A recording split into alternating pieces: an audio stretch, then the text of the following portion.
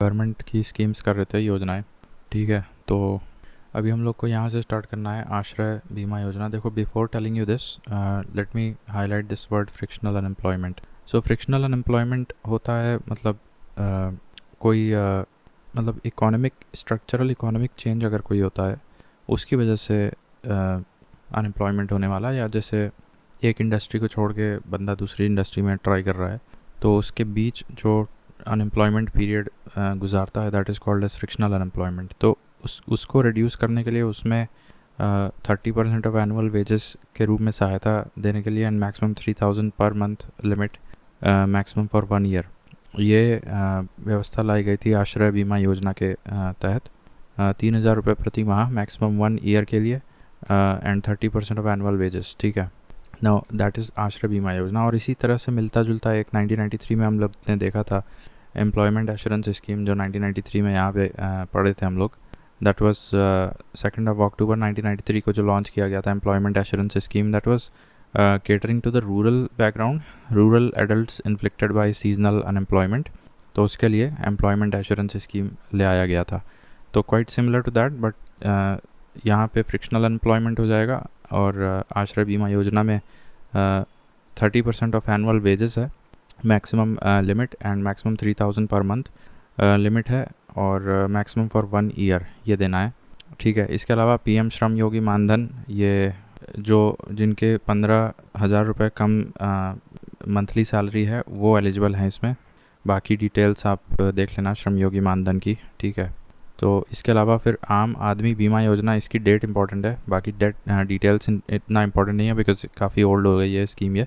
और मोटा मोटा social security to landless labourers below the poverty line उसको देता है। Now it provides death and disability cover between 18 to 59 age group of rural landless households. तो 2007 में ले आया गया था आम आदमी बीमा योजना। तो देखो, हमने 3 अभी तक हमने देख लिए। एक एम्प्लॉयमेंट एश्योरेंस स्कीम 2 अक्टूबर 1993 को लॉन्च किया गया था। एक ये आश्रय बीमा योजना जो कि फ्रिक्शनल अनएम्प्लॉयमेंट के लिए है, हालांकि उसमें काफ़ी लिमिट्स हैं, जैसे 30% of annual wages and maximum 24,000, sorry not 24,000, maximum 3,000 per month, and maximum for 1 year only. ठीक है, सो that was for frictional unemployment आश्रय बीमा योजना। एम्प्लॉयमेंट एश्योरेंस स्कीम देख लिया था। और आम आदमी बीमा योजना, ये 2 अक्टूबर 2007 को लॉन्च किया गया था। इसमें सोशल सिक्योरिटी देने की बात कही गई थी to the landless labourers below the poverty line. Then unorganised workers social security act, ये 2008 में लेजिस्लेशन आया था। तो ईयर इंपॉर्टेंट है, बस इसमें ईयर याद रख लो। बाकी पीएम सुरक्षा बीमा योजना, ये 2015 में आया था।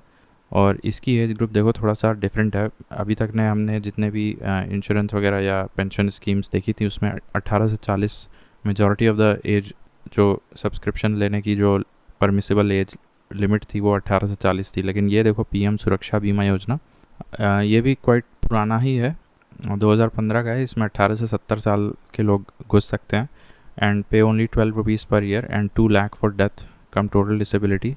तो अगर मौत हो जाती है तो 2 लाख रुपए देंगे, या टोटल डिसेबिलिटी हो जाती है तो भी 2 लाख रुपए देंगे, and 1 lakh for partial disability. ठीक है, 1 लाख रुपए देंगे पार्शियल डिसेबिलिटी के लिए। सो दैट इज़ पीएम सुरक्षा बीमा योजना। और 18 से 70 साल के लोग इसमें घुस सकते हैं। केवल 12 रुपये प्रति वर्ष प्रीमियम पे करना है आपको। ठीक है, दैट इज़ पीएम सुरक्षा बीमा योजना 2015। फिर unorganised workers social security act 2008, ये तो हमने बता ही दिया। आम आदमी बीमा योजना 2007 2 अक्टूबर को लॉन्च किया गया था, social security to landless labourers below the poverty line. बाद में उसमें चेंजेस करके उसमें डेथ एंड डिसेबिलिटी कवर भी जोड़ दिया गया था। ठीक है, देन निर्मल भारत अभियान, ये क्या है? To make India open defecation free by 2022 and using water sanitation hygiene wash approach, using water sanitation and hygiene wash approach. इसी के अंतर्गत एक निर्मल ग्राम पुरस्कार भी दिया जाता है विभिन्न विलेजेस को, जो अपना निर्मल भारत अभियान को सबसे ज़ोरों शोरों से आगे बढ़ा रहा हो उस गांव को ये अवार्ड दिया जाता है। Then 10 year rural sanitation strategy, ये 2019 से 29 के बीच लॉन्च की गई थी एज अ सब टारगेट अंडर स्वच्छ भारत ग्रामीण। ठीक है, रूरल सैनिटेशन स्ट्रैटेजी, इसका बस ईयर इम्पॉर्टेंट है 2019 से 2029, और इसका एफिलिएशन इम्पॉर्टेंट है दैट इट इज़ अ सब स्कीम अंडर स्वच्छ भारत मिशन ग्रामीण। ठीक है, देन राष्ट्रीय गरिमा अभियान, ये इरेडिकेट मैनुअल स्कैवेंजिंग। ठीक है, ये याद रहेगा। Then integrated low cost sanitation scheme ये बहुत पुरानी है, 1980 की है। To eradicate all the dry latrines and liberate manual scavengers from carrying night soil, liberate manual scavengers from carrying night soil. So that is a part of integrated low cost sanitation. So 1980 की scheme है। Central subsidy 75% मिलती है, state 15% देता है और beneficiary अपनी तरफ से 10% रुपये लगाता है। तो integrated low cost sanitation scheme 1980, इसमें मेन ऑब्जेक्टिव था to eradicate the uses of dry latrines and relieve the relieve the manual scavengers from the humiliating task of night soil collecting। ठीक है, तो ये हो गया। इसमें मतलब मिला जुला के सब लोग पैसा देते हैं, सेंट्रल हो गया, स्टेट हो गया, बट मेजॉरिटी सेंट्रल देता है। सेंटर हो गया, स्टेट हो गया, और बेनिफिशियरी खुद अपनी जेब से भी 10% लगाता है। ठीक है, देन राष्ट्रीय गरिमा अभियान, ये वही है, उसी दिशा में काम, मैनुअल स्कैवेंजिंग को इरेडिकेट करना है। Then 10-year rural sanitation strategy, so that is from 2019 to 2029. That was a sub scheme under स्वच्छ भारत ग्रामीण अनऑर्गेनाइज सोशल सिक्योरिटी एक्ट 2008 में आया था। और पीएम सुरक्षा बीमा योजना, पीएम सुरक्षा बीमा योजना का मैंने बता दिया, उसमें पार्शियल डिसेबिलिटी कवर है 1 लाख रुपए और डेथ कम टोटल डिसेबिलिटी कवर है 2 लाख रुपए। उसमें सब्सक्रिप्शन लेने की एज जो अलाउड है दैट इज़ 18 to 70 ईयर्स। आप सिर्फ प्रति वर्ष 12 रुपये दीजिए और 2 लाख रुपए टोटल डिसेबिलिटी या फिर डेथ कवर में आपको मिल जाएंगे। दैट वाज पीएम सुरक्षा बीमा योजना, 2015 में आया था। उसके बाद आम आदमी बीमा योजना, अब ये हम कर तो चुके हैं, चूँकि ये पुराना है तो इसका ईयर हमने बस नोट कर लिया था, 2 अक्टूबर 2007 आम आदमी बीमा योजना। तो अब ये यहाँ लिखा है social security to landless labourers below the poverty line and later on death and disability cover भी इसमें जोड़ दिया गया था। तो इतना ही याद रखते हैं, इसके जो निटी-ग्रिटी डिटेल्स हैं वो इम्पॉर्टेंट नहीं है, क्योंकि जो इस साइड लिखा है ये सब ठीक है, इसको छोड़ दो।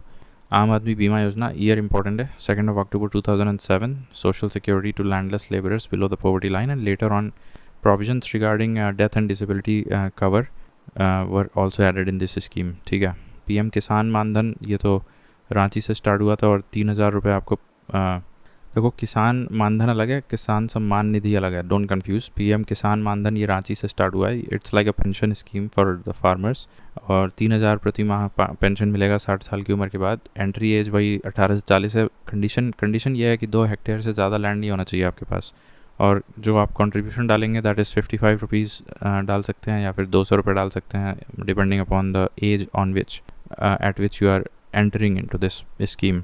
देन पीएम किसान मानधन में जो है, अगर जैसे आप जो सब्सक्राइबर है जो पैसा दे रहा है उसकी डेथ हो जाती है तो बेनिफिट किसको मिलेगा, उसके नॉमिनी को मिलेगा या फिर डिपेंडेंट्स को मिलेगा, बट ओनली 50% मिलेगा। ठीक है, partial pension to dependents of subscribers in case of demise.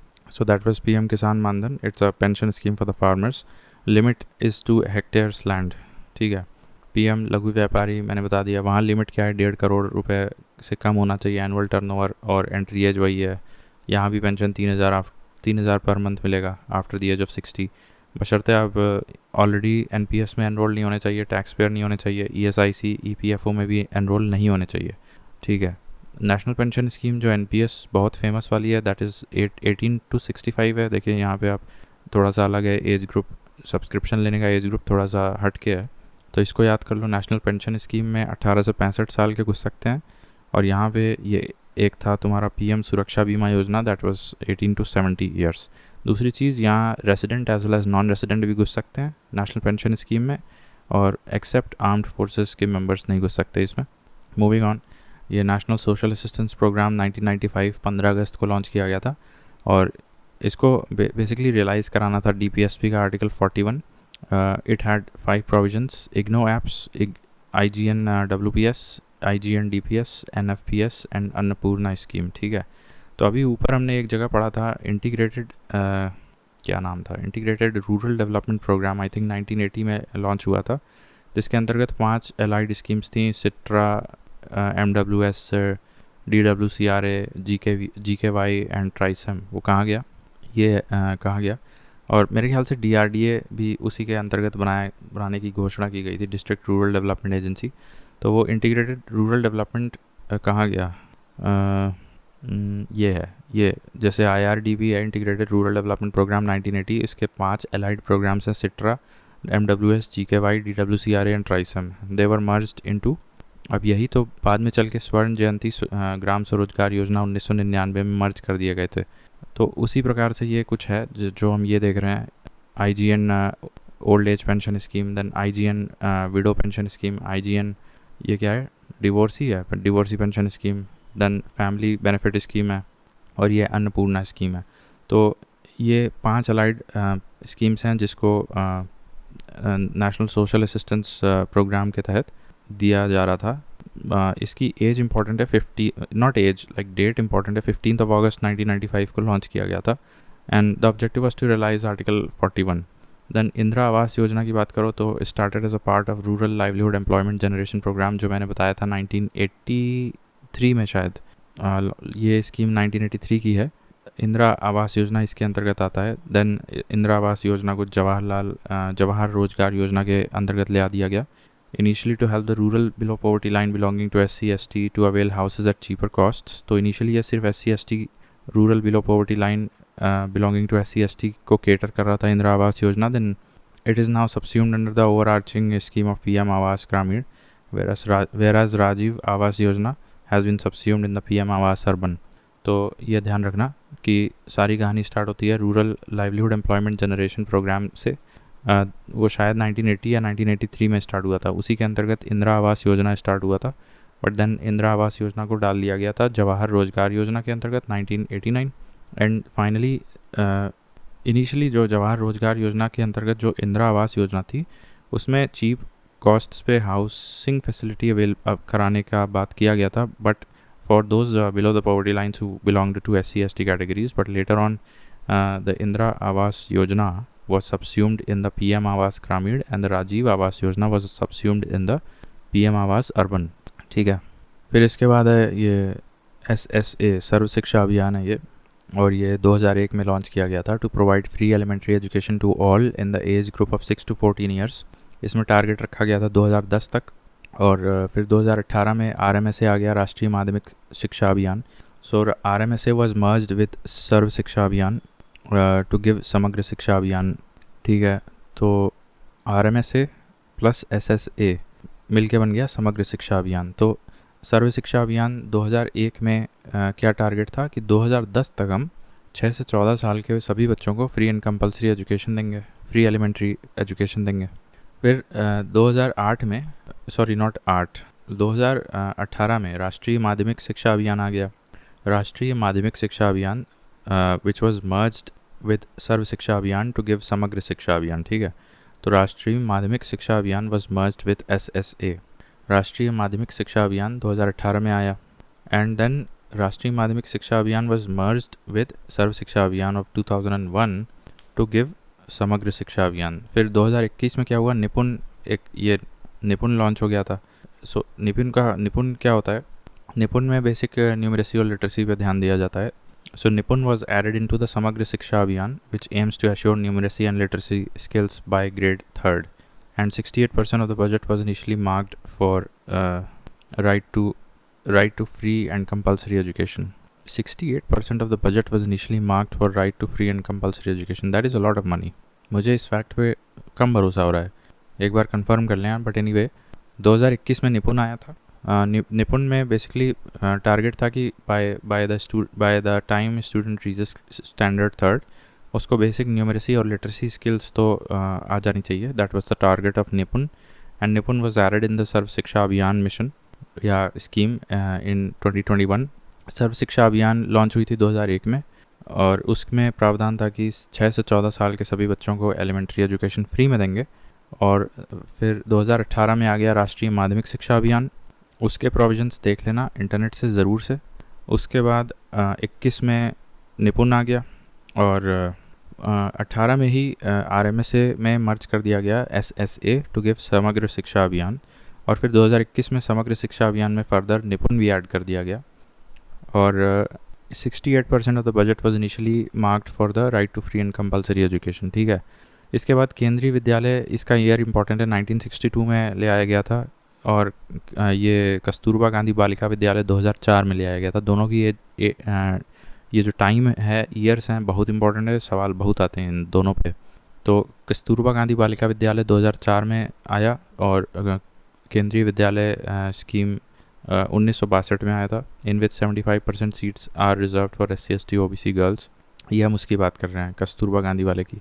तो कस्तूरबा गांधी बालिका विद्यालय 2004 में आया था। उसमें SC ST OBC गर्ल्स के लिए 75% सीट्स रिजर्व्ड हैं and 25% for below poverty line girls.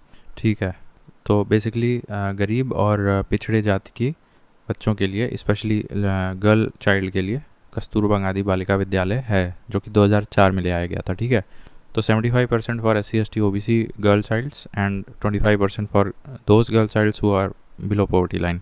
1987 में ऑपरेशन ब्लैक बोर्ड ले आया गया था और ये हाईलाइटर को क्या हो गया। देन 15 अगस्त 1995 को मिड डे मील ले आया गया था। अब देखो 15 अगस्त 1995 को एक और स्कीम यहाँ ऊपर हमने पढ़ी थी, नाम नहीं याद आ रहा है, नेशनल सोशल असिस्टेंस प्रोग्राम था मेरे ख्याल से, NSAP, जिसके अंतर्गत 5 स्कीम्स हमने देखी थी।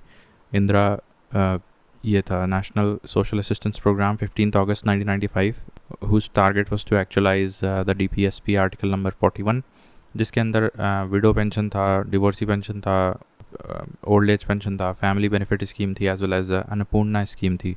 और इंदिरा आवास योजना तो सबसे पहले RL rural livelihood employment generation programme 1983 के अंतर्गत ले आई गई थी। Then it was put under Jawahar Rozgar योजना 1989, बट इनिशियली इंदिरा आवास योजना का टारगेट था to provide cheap houses only to those belonging to SC ST and below the poverty line. But later on अभी के समय में देखा जाए तो इंदिरा आवास योजना को सबस्यूम कर दिया गया है अंडर PM आवास ग्रामीण एंड राजीव आवास योजना को सबस्यूम कर दिया गया है अंडर PM आवास अर्बन। अब 1987 में ऑपरेशन ब्लैक बोर्ड आया। 1995 में हमने बताया मिड डे मील आया। मिड डे मील का कुछ और नाम था initially. It was the initial name of this scheme was national, पता नहीं है क्या है, NSPE है, NSPE, इसका फुल फॉर्म देख लेना। तो 1995 15 अगस्त में मिड डे मील आया था एंड सबस्यूम्ड DPEP।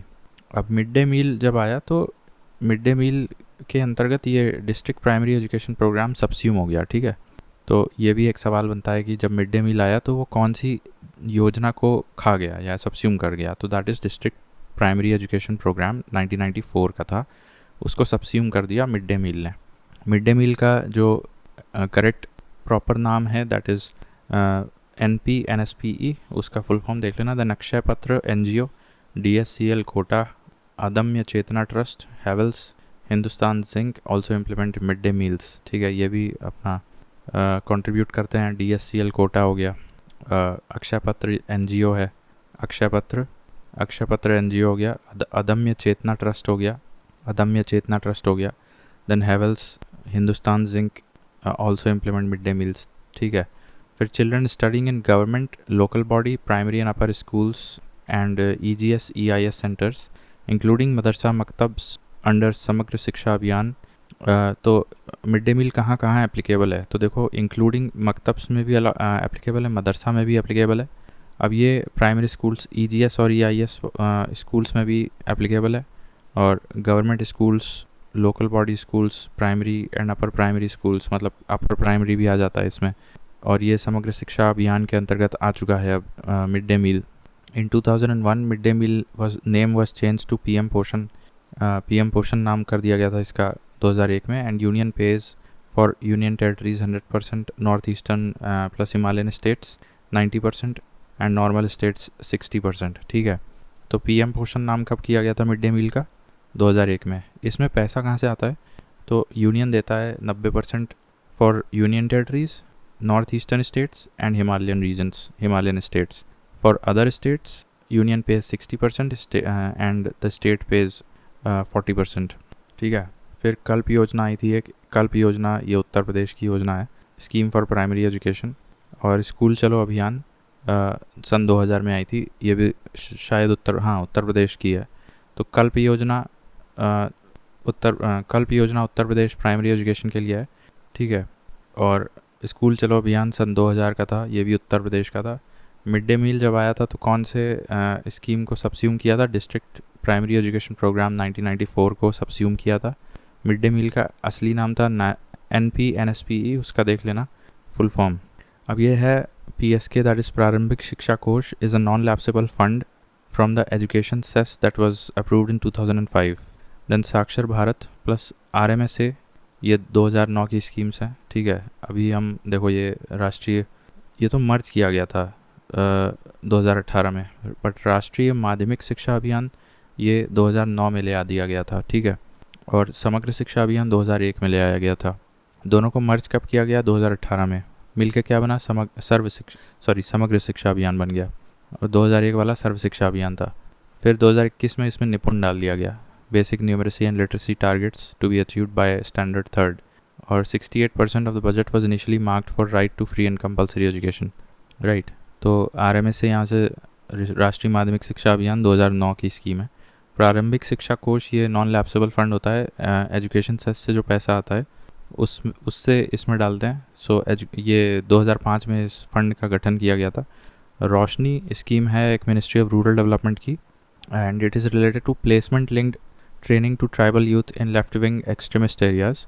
तो training of tribal youth to give them employable status या placement in the left wing extremist areas.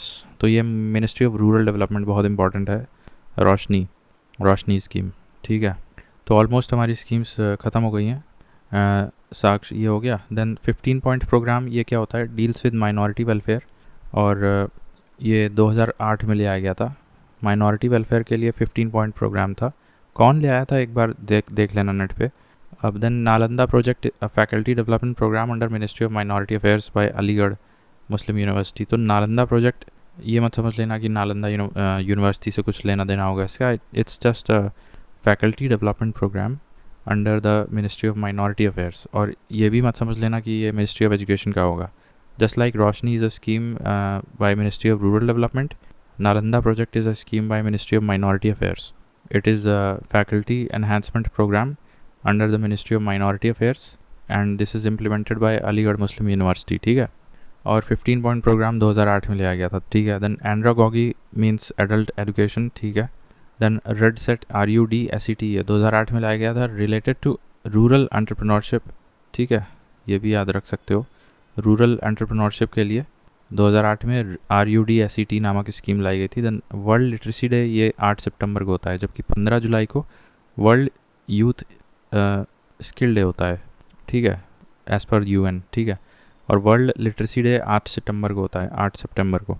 फिर member of parliament local area development scheme ये 1993 में ले आई गई थी, और इसमें यही है कि जो मेंबर ऑफ पार्लियामेंट को 5 करोड़ रुपए मिलते हैं हर साल, उस पैसे से जो मेंबर ऑफ पार्लियामेंट जिस कॉन्स्टिट्यूएंसी से इलेक्शन लड़ता है, या अगर वो राज्यसभा का मेंबर है तो जिस स्टेट का होता है member of parliament in Rajya Sabha, या फिर कॉन्स्टिट्यूएंसी का होता है इन लोकसभा, तो अपनी अपनी जगह पे उस पैसे का डिसबर्समेंट कराना है, ऑप्टिमम यूटिलाइजेशन कराना है फॉर ड्यूरेबल कम्युनिटी एसेट्स बनवाने में, ठीक है।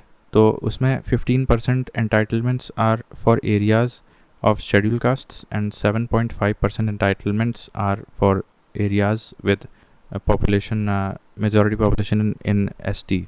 It is a non-lapsable fund and district authority inspects at least 10% of the works every year.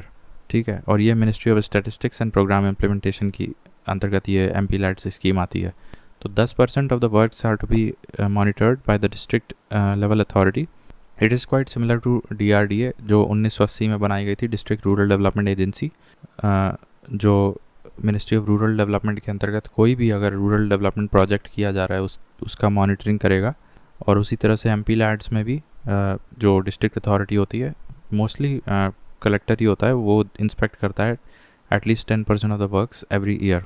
फिर 11 अक्टूबर 2014 इसमें क्या हुआ था, संसद आदर्श ग्राम योजना 2014 की स्कीम है ये, ठीक है. आदर्श ग्राम योजना, संसद आदर्श ग्राम योजना 11 अक्टूबर 2014. लोकनायक जयप्रकाश नारायण की बर्थ एनिवर्सरी भी पड़ती है 11 अक्टूबर 2014, 11 अक्टूबर को. Then 1981 international year of disabled था.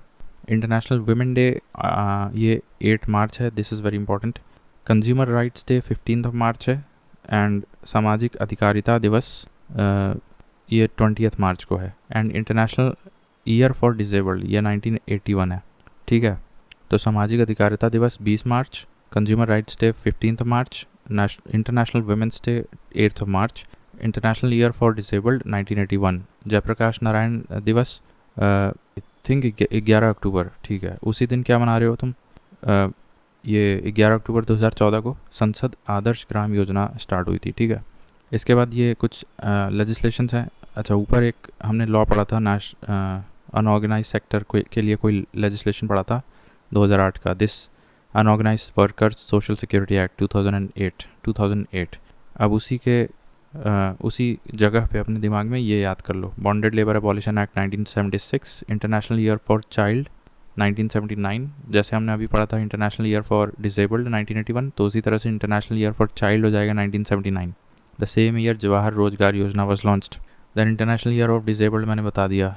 फिर national institute of rural development, बहुत इंपॉर्टेंट है, हैदराबाद में है ये, और हैदराबाद में ही कापार्ट, नहीं आई एम सॉरी, ये national institute of rural development ये NIRT ये हैदराबाद में है। कापार्ट CAPART that is in new Delhi, that was set up in 1986, it helps and इवैल्यूएट्स rural development schemes, ठीक है। तो these two are very important institutes. एक national institute of rural development Hyderabad में है, national institute of rural development Hyderabad, and कापार्ट CAPART that is in new Delhi 1986 में setup हुआ।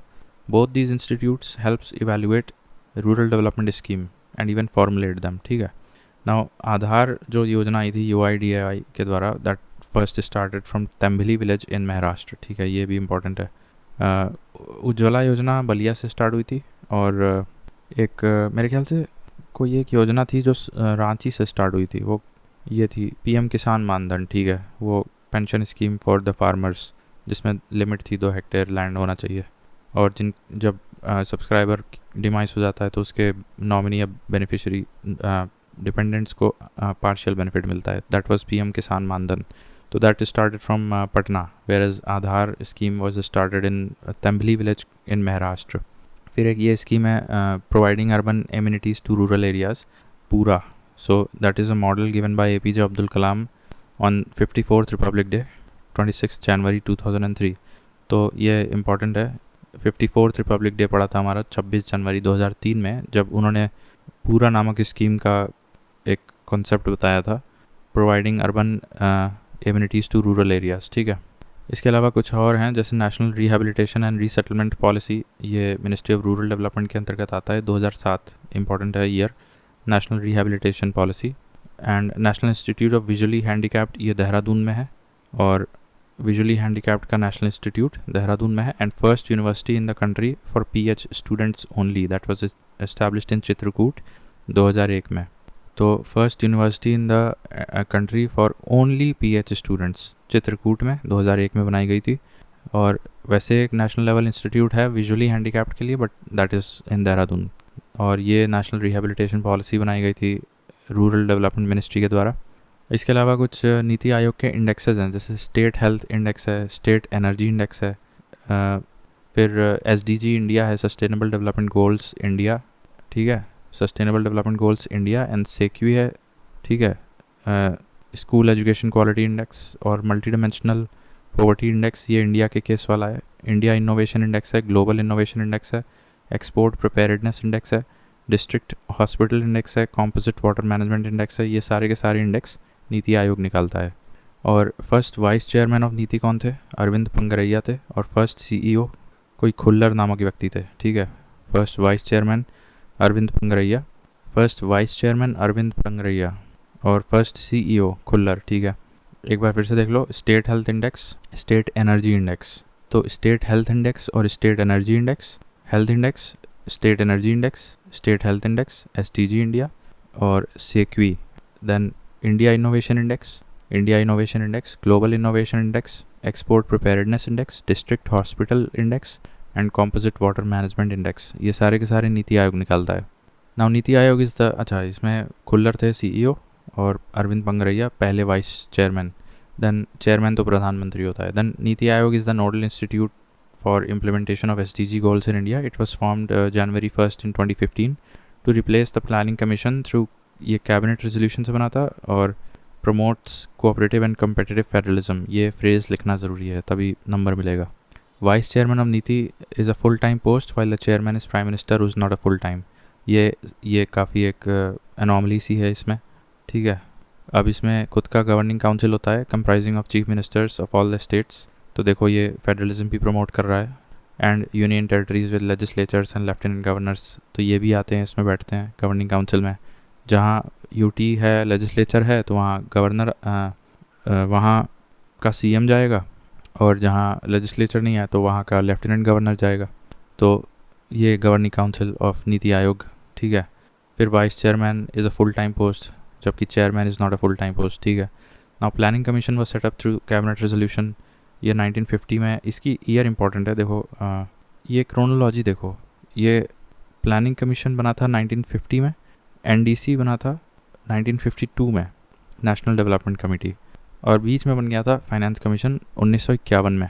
तो 50, 51 और 52 समझ में आ गया. 50 में बना प्लानिंग कमीशन, 51 में बना फाइनेंस कमीशन, और 52 में बन गया national development committee. Now earlier NDC gave approvals of the 5 year plans, ठीक है. तो एनडीसी क्या करता था, 5 ईयर प्लान्स को अप्रूव करता था. Any member of erstwhile planning commission holding a certain set of conditions could also become a member of the finance commission. Over a period of time, the working of both the institutions led to friction among them due to lack of clear-cut guidelines. Hence, planning commission was abolished on 1st of January 2015. However, National Development Committee has not been abolished yet. ठीक है. The Finance Commission 1951 determines method and formula for distributing the tax proceeds amongst states as per the constitutional agreements, arrangements, and present requirements. It recommends states grants under Article 275. तो basically planning commission और finance commission के बीच कुछ friction हो गए थे due to absence of clear cut guidelines and functions for both the offices, इसलिए फिर एक को हटाना पड़ा. Now economic and social planning ये कॉन्करेंट लिस्ट में आता है, ठीक है. DMEO ये ऑफिस क्या है, development monitoring evaluating office was set up on 18 September 2015. It is an attached body under NITI Aayog. Development monitoring evaluating office DMEO सितंबर 2015 में एक अटैच्ड बॉडी बना दी गई थी नीति आयोग के अंतर्गत by merging the erstwhile independent evaluation office and programme evaluation organisation. ठीक है, ये भी सवाल बन सकता है. Programme evaluation office and independent evaluation office, इन दोनों को मर्ज करके डेवलपमेंट मॉनिटरिंग इवैल्यूएटिंग ऑफिस बना दिया गया था सितंबर 2015 में नीति आयोग के अंतर्गत. Now, India Vision 2020 based on SP Gupta Committee stressed the most on employment and education. ठीक है, इंडिया विजन 2020 में इनका नाम याद रखो, SP गुप्ता कमेटी के रिकमेंडेशंस के हिसाब से इंडिया विजन 2020 बनाया गया था. And it stressed most on employment and education. At present, the maximum resources are mobilized from borrowings for India's public expenditure. The sources of public debt. Sources of public debt क्या है? Government securities से पैसा उठाता है सरकार, treasury bills दे के उठाता है, external assistance borrowing, then short term borrowings and securities issued against small savings. ठीक है, स्मॉल सेविंग्स जैसे किसान विकास पत्र हो गया, महिला सम्मान कोई पत्र हो गया, तो ये सब क्या है, स्मॉल सेविंग सर्टिफिकेट्स हैं जिनको बांट के सरकार पैसा लेती है शॉर्ट टर्म के लिए या लॉन्ग टर्म के लिए. ठीक है, तो अभी हमारा क्या ये हाल है कि resources are mobilized from borrowings for India's public expenditure. The sources of public debt ये सारे हैं. ठीक है, इसके बाद गडगिल मुखर्जी फार्मूला है, erstwhile method of devolution to states of the tax receipts of union. In that population had been given the maximum weightage. ठीक है, तो ये पुराना तरीका है कि जो यूनियन जो भी टैक्सेस कलेक्ट करती है फाइनली उसका कुछ हिस्सा स्टेट्स में जाता है एज पर अ प्री डिफाइंड फार्मूला. तो वो फार्मूला गडगिल मुखर्जी फार्मूला था. आज की डेट में भी एक क्राइटेरिया फॉलो किया जाता है, वो हम बता देंगे आगे. बट जब प्लानिंग कमीशन चल रहा था उस समय गडगिल मुखर्जी फार्मूला इस्तेमाल किया जाता था और उसमें पॉपुलेशन को सबसे ज़्यादा वेटेज दिया गया है. ठीक है, नाउ इसके आगे हम अगले वीडियो में देखते हैं.